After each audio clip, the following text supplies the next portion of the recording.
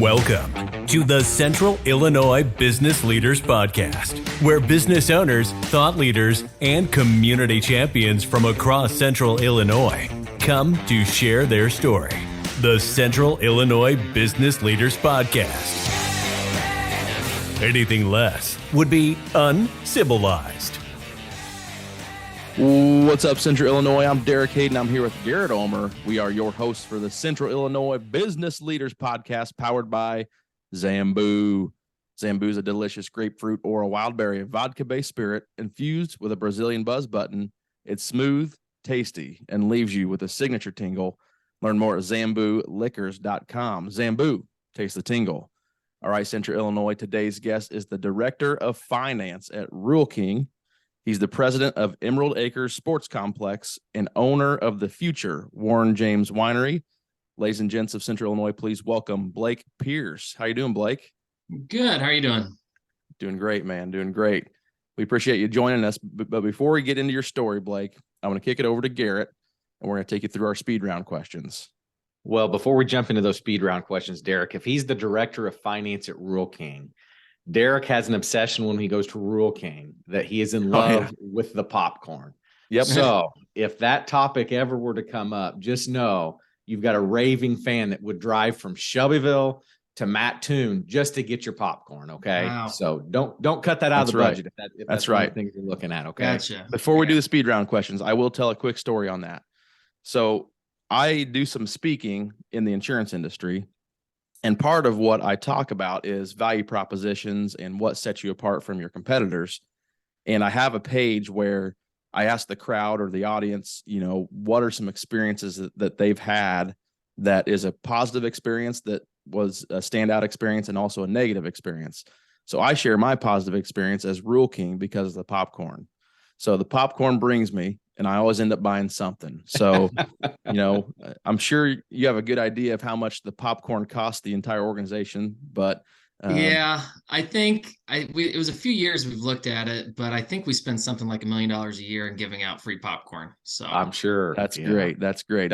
I met Alex Melvin at a YMCA event in Mattoon, and he said the same thing a few years ago because I was right behind him in line to get a drink.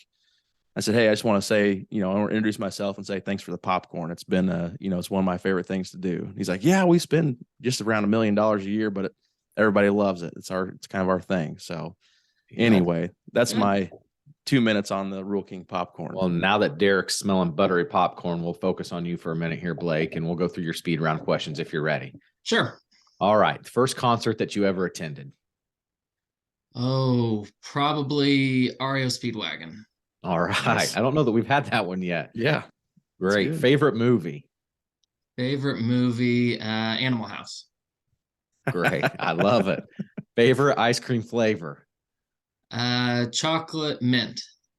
Are you an iPhone or Android guy? Android. Favorite social media platform? Facebook, I guess. I guess, right. Is it getting overrated at this point? That's what everybody keeps saying. It is what it is. It is what it is for sure. So last but not least, why Central Illinois? Born and raised from here, and a lot of family connections and great people and opportunities I've had. So that's why I continue to stay here, and I convinced my wife this is where we should live. So so she's not from around here then? She is not. No. Gotcha. Great. Well, great. Well, you breezed through those pretty easy, Blake. Absolutely. So, at this point, what we'd like to do, Blake, is just turn the mic over to you, and you kind of tell us your story, where you came from, how you got to where you are now, and what you're doing now. Sure. So born and raised in Mattoon, went to Mattoon High School, and then went to EIU for a degree in finance, and stayed and got my MBA. And I always worked a lot of jobs. Growing up, I started delivering newspapers in middle school, and umpired baseball, worked at the grocery store, and then I got to college and I worked different jobs at Eastern and Lakeland, and always had a lot going on. So I was looking for another part-time job my last semester at grad school, and there was an opening for like a bookkeeper position at Rural King. So I applied for it, interviewed, and they hours didn't really work out. And so I thought, no big deal, kind of moved on. And about a month later, I got a phone call back and said, "Hey, we'd like to bring you in for an interview again." And I was a little confused because I thought I'd already done that.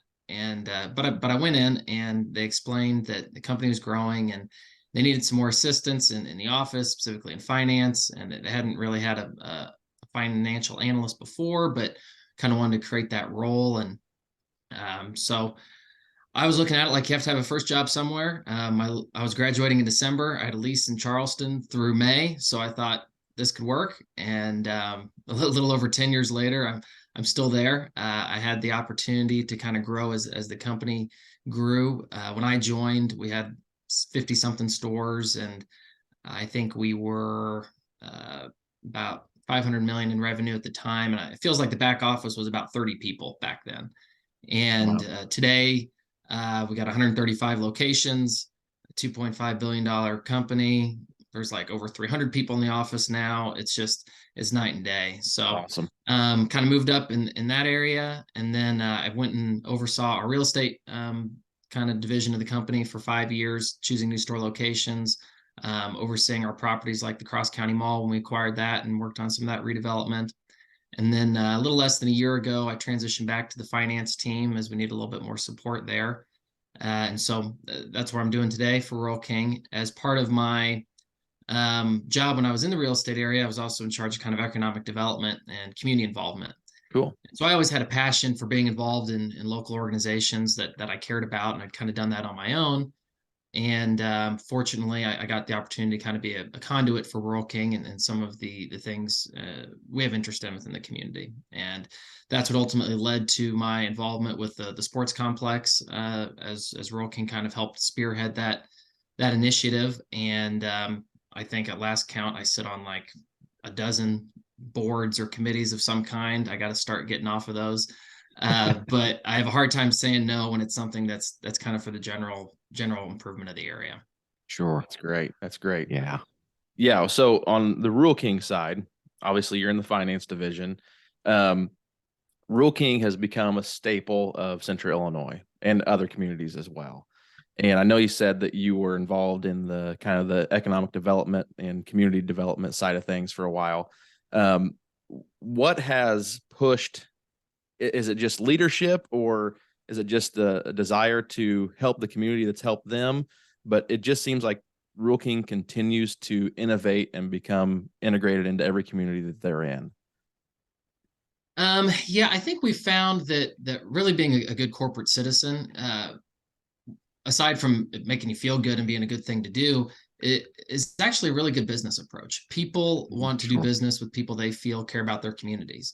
And that's the things that set you apart from the big corporate giants of the world. You don't see, not to pick on it, but you don't see Walmart or Home Depot sponsoring your Little League team. You don't see them, donating to the YMCA. Those are the things that we've done as a community leader. I think we want to continue to do them. And as we continue to grow as a company, finding ways to get involved in the local communities that we're in.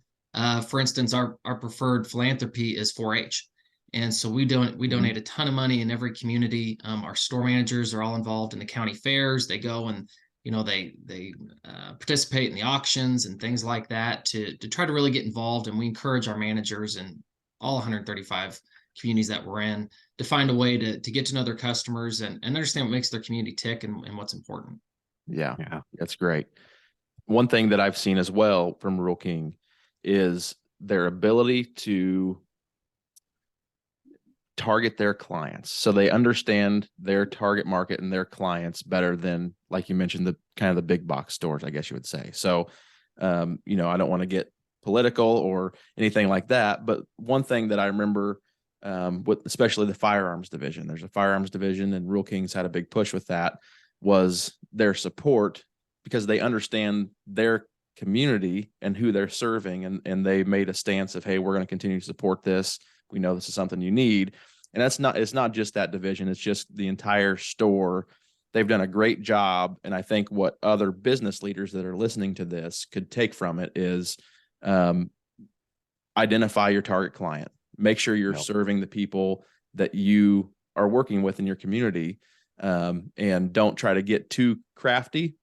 just serve the people that you are need to serve to support the community. So that's something I feel like Rural King's done a really good job with. Yeah. Well, go ahead. Sorry. And I was going to say that's an area that became, Guns Farms has become very political over the last several years. And you're exactly right. We look at who is our customer base, and what do they want.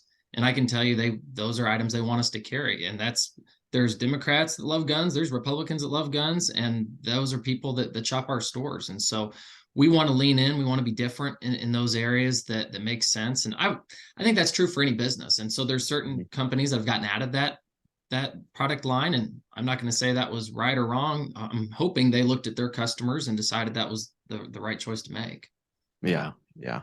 No, another thing I think you can attribute to success is you walk into Rural King and you just feel at ease. I hate to use the big box store, the Walmart that you mentioned. When I go into Walmart, I want to get in and out of there as fast as I can. I don't necessarily enjoy it. But when you walk into Rural King, you don't really care. Like Derek said, you can grab some popcorn, you can walk around. You just feel at ease. So, I mean, your client, you keep them at ease and give them what they want. So that's awesome. You'd mentioned a little bit about growth. Do you still see the expansion of growth of Rural King continuing to move then? Absolutely. We've slowed down the last couple of years as we've tried to invest more into our internal systems and processes and supply chains and making it really so we can have what is a good business model scale really well, and definitely also support our existing stores and make some investments into those too. But there is a lot of opportunity still. We feel in our industry and a lot of markets. When I was in charge of new stores, you get all the customer submissions that, please bring a Rural King to our town. Hey, we have an empty box here. Please, please, please. And you just feel bad that you're not able to help support these people. We drive 2 hours to go to your stores on a Saturday.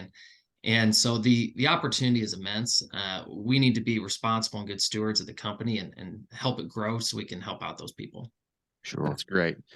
Yeah. That, Rural King, that's one thing is, you see them continue to expand. And I don't think a lot of people in Central Illinois, especially in the Mattoon area, who are used to the main Rural King, have seen what's happened beyond, Central Illinois. And so I pulled up the map the other day, kind of preparing and looking at all the locations of Rural King. I don't know how many there were, but my goodness, it's grown. So one thing you said, Blake, that I know a lot of businesses that are listening have probably been affected by, but you said something about supply chain. Now, most businesses here that are listening and our followers are not nearly as big as Rural King. So, and I know you guys have been affected by the supply chain, probably, X amount more than our typical listeners who are your small and mid-sized businesses. So how did Rural King overcome those obstacles that, came with supply chain issues that we may still be experiencing? So the good news is I think it's gotten a lot better, and awesome. I think it'll continue to get better. You'll notice whether it be our stores, other places, there's the items that were out of stock, we're getting more and more in stock, and that's directly related to kind of some of the easing of that, factories being able to be open, shipping, but also demand ticking down a little bit for some people as well. How did we weather through it? Man, a whole lot of people did a lot more work than I did. So our purchasing department, operations folks, they worked extremely hard. One of the challenges we had was the cost of shipping. I mean, we'd have products that it cost more to ship it than the products cost themselves. And wow. And we absorbed a lot of those costs rather than passing them on to our customers at the time, because we saw them as kind of one time, hopefully, bumps in those expenses. But it was certainly a challenge, and people put in a lot of hours just to try to get the core basics into the stores. Awesome. Well, we've talked a little bit about your role in the community development, and we mentioned the sports complex in the intro and in your introduction as you kind of gave us your background. So Garrett and I are big sports guys. We're big baseball guys mainly, but we like other sports too. We're interested in learning about your role in the sports complex and what is the sports complex? Sure. So the sports complex started out as an idea almost 4 years ago. And We had recently acquired the mall in Mattoon, and we were struggling to bring in a number of different national tenants that we thought would make sense for the area. But we'd hear feedback, you don't quite have enough people, you don't quite meet the demographics, and so we were really looking for a way to spur additional growth. And we were meeting with a gentleman that was working on a similar sports complex project down in Alabama, and we're just kind of making small talk between meetings. And he said, yeah, it's actually been the easiest project I've had in terms of recruiting retail, restaurant, and hotels to an area that otherwise didn't really have it. And so it took us till about that evening that we thought, well, maybe we need to investigate this thing. And so we found a company and did a market opportunity report and saw that there was kind of a tremendous opportunity because of our location, actually. So a lot of people feel like Central Illinois is the middle of nowhere, and why would something like this make sense there? Well, it's because and what I tell people, one of the good things about living here is we're in between a lot of major markets. We're 2 hours to St. Louis, 2 hours to Indianapolis, 3 hours to Chicago. But for youth sports, the experts tell us people travel up to 5 hours. So you start picking up Louisville and even the outskirts of Nashville, Columbus, Cincinnati, additional markets like that the possible pool of teams that we could bring really expanded. And that was another attribute of the project that I think people don't always realize. It's not a sports complex intended just for the immediate area. We're intending to bring high competition teams from multiple hours away, because the research says people need to be at least an hour and a half away to want to spend the night.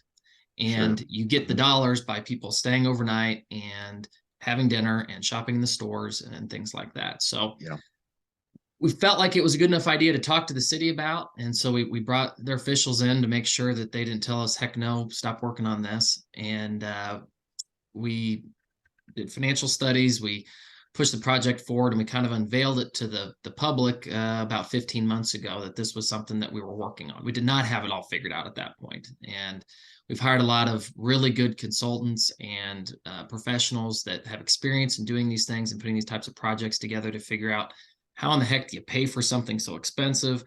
How are you going to run it? How do you construct it? All those types of things. So good news is, as we sit here today, I think we are on track to break ground on the first phase of the project, which would be the indoor facility. The indoor facility will have 8 basketball courts, which can be 16 volleyball courts. It will have a walk-in clinic as a medical provider. So if somebody gets a sprained ankle or little brother's got a cold or the flu, they can go right there. There'll be an arcade, a family entertainment center that can be used for birthday parties any time during the week. And then we'll also have collegiate level locker rooms to be able to host college sports. Lakeland is very interested in trying to recruit some tournaments to the area with the complex. And we'll have an overlay to be able to do that larger size court and bleachers to be able to hold about 3,000 people. So the weekends, it's the primary time it's busy for sports, but trade shows and corporate events or concerts or things like that are all ambitions we think can happen on the indoor facility. The outdoor facility will be a number of all turf fields, baseball and soccer. And people say soccer, soccer's not that popular in our area. Well, soccer's growing, and soccer's really popular in some of those other markets that I mentioned. And so we see that as a good opportunity to bring people in. All this is going on at the same time that we're working on the commercial development of recruiting those restaurants and retailers in. And while I can't announce those, on the air here, I can tell you that we have a lot of really good momentum with that. We have a new shopping center that'll go adjacent to Home Depot that we've already pretty much got commitments for the entire thing. We have several restaurant groups that are in negotiations with. And so it's having the effect that we're hoping that it would, but we have a few more steps of approvals we have to get through in order to give it the official green light. But I think we got a pretty good plan in place to bring this thing to fruition. What's up, Central Illinois? Derek Hayden here. Garrett and I love sharing all the awesome stories about our Central Illinois business leaders. We want to make sure our Central Illinois businesses are protected so we can continue to share all these great stories. That's why you should consider another great Central Illinois company, Pekin Insurance, for your business insurance needs. That's right. You can get all the commercial insurance coverages that your company needs from an excellent insurance company headquartered right here in Pekin, Illinois. Pekin Insurance offers comprehensive business coverage that lets you focus on what's important to you: employees, profits, and peace of mind. Ask your local Pekin Insurance agent about their commercial insurance products or learn more at pekininsurance.com. You can also contact your favorite podcast hosts, Garrett or myself, Derek, and we'll go beyond the expected for you. That's Wow, great. that is exciting. Yes, that's great. So where exactly will the sports complex be located? So it'll be behind Home Depot, adjacent Okay. to the interstate. There's about the site itself, just the sports complex, is a give or take about 100 acres.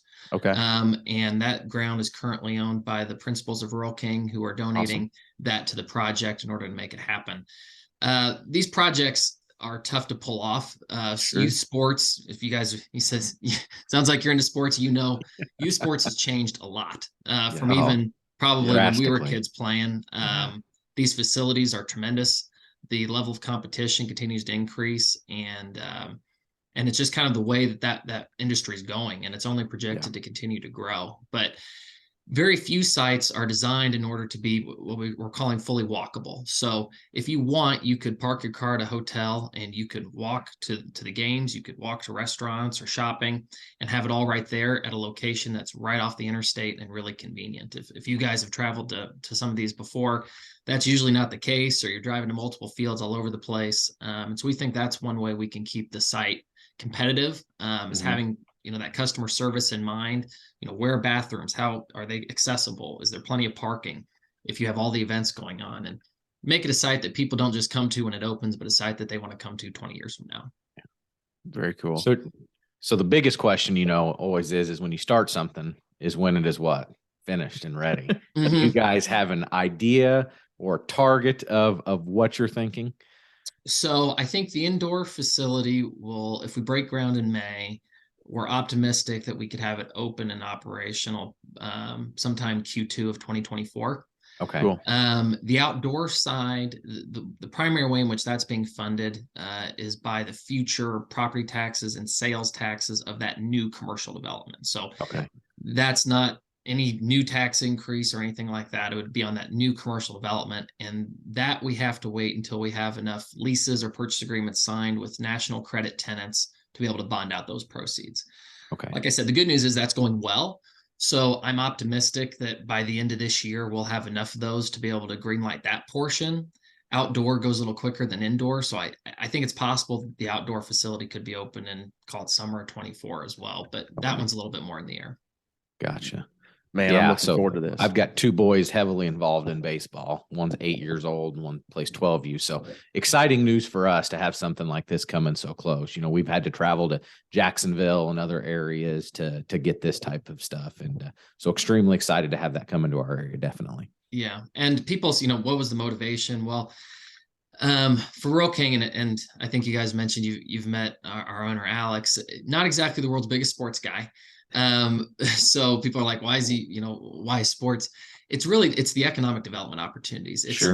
We're wanting to keep our headquarters here. We want to continue to grow. And that means we got to bring in employees, and we need places for people to eat, places for people to shop.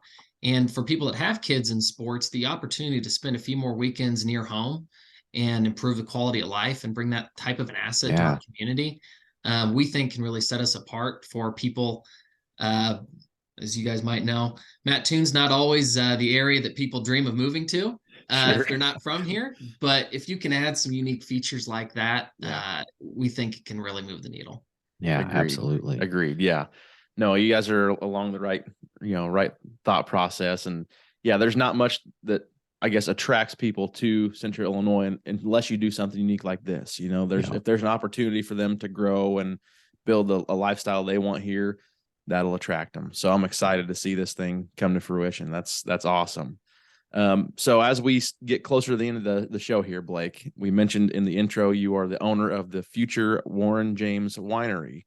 Tell us a little bit about your winery and what we can expect in the future from as far as what wines we can taste. Yeah, he doesn't have enough on his plate already. Yeah, you don't seem like you're that busy. Started to get bored. That's what I say. I gotta start getting off of things rather than doing things. But no, so the winery project is kind of a personal project that was an idea back when I was in college, actually, after I visited some friends down in Southern Illinois Cool. and some of the wineries there, we kind of joked like, boy, this is kind of a cool thing.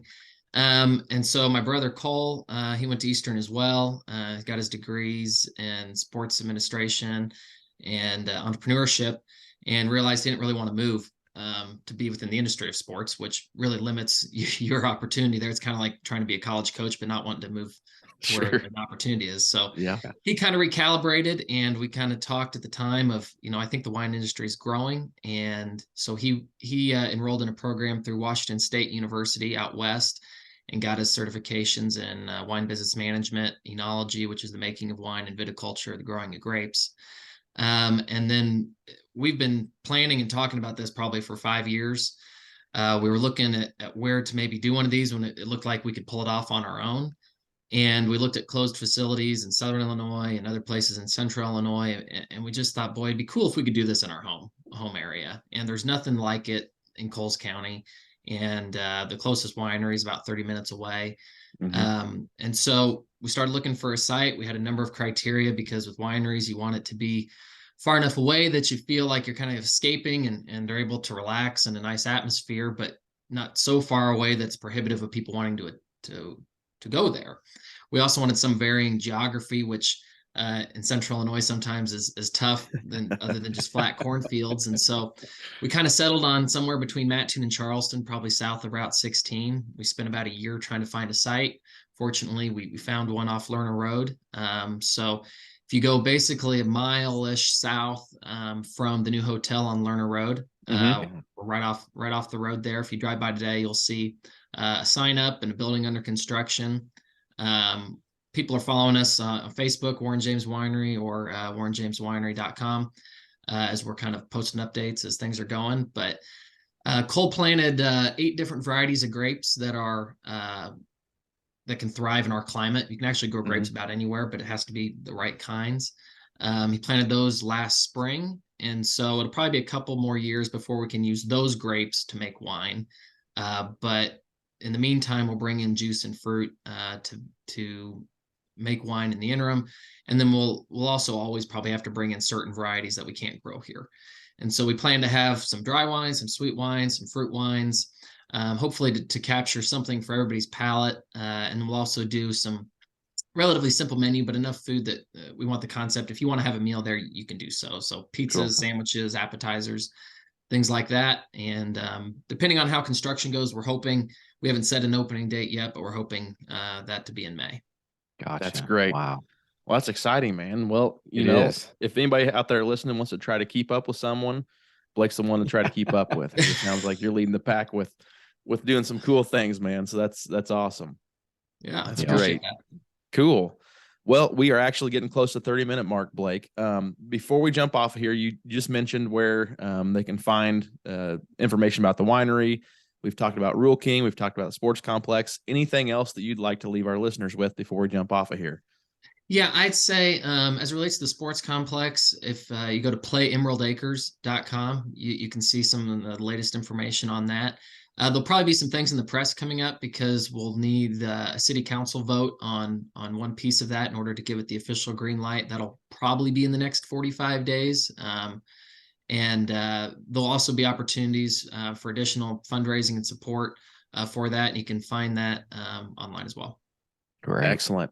And if anybody has questions for you personally, Blake, is there a way that they recommend contacting you? Yeah. Well, with the different things we've talked about, if questions on the winery, I would say that's really my brother Cole. He's really the one doing that. So I don't want to overrepresent. He reminds me all the time. I planted a total of 0 of the 1,500 posts that he had put into the ground when he planted that vineyard. So go to the website or on Facebook, message us, and can answer questions that way. For the sports complex, similarly, that Play Emerald Acres has got a website address you can send to. Questions about Rural King, you can reach out to me or if anything else in between. My email address is bpierce at ruralking.com. That's B as in boy, PIERCE at ruralking.com. And I'll get back to you as quick as I can. Awesome. That's great. I know I can speak for Derek and myself. We appreciate guys like you in the community. It sure helps out for sure. Yeah. Excellent. And once we hit the stop recording button, stay on for just a second, Blake. I have an idea I want to run by you. So for all you listeners out there, make sure you're subscribing to the CIBL podcast on your favorite podcasting platform. While you're there, please leave us a review. It'd be greatly appreciated. You can find us on social media, mainly Facebook and LinkedIn, and connect with Garrett and I there as well. Until next time, Blake, you've officially been civilized. Thanks for coming on the show, man. Thank you. Thanks, Blake. Thank you for listening to this episode of the Central Illinois Business Leaders Podcast. You can find us on Facebook at facebook.com/CIBL podcast. You can also follow us on LinkedIn. Don't forget to subscribe and leave us a review. It's the civilized thing to do.